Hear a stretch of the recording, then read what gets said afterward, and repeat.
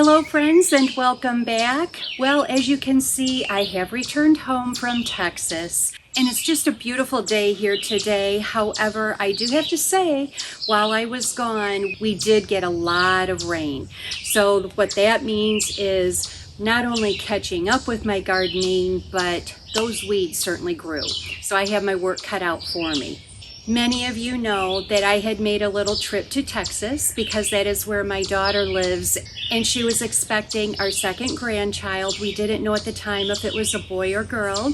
So I would like to welcome our handsome little grandson, Henry. He arrived a few days early, not too bad. He's tiny. Of course, when they returned home, I quickly had to go out and go shopping because we had to find him some little preemie clothes that fit.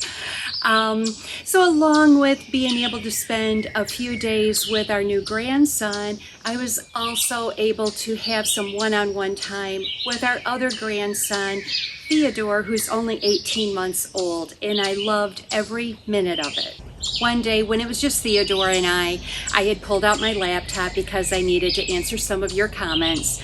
And he was very intrigued. He hopped up on the couch with me, and obviously they haven't introduced technology to him yet, thankfully. But anyway, I was on answering, and so I decided to push play for him to watch. His reaction was priceless. The video happened to be one where I started out talking. And so he's looking at the computer, he's looking at me, he's looking at the computer with this confused look on his face.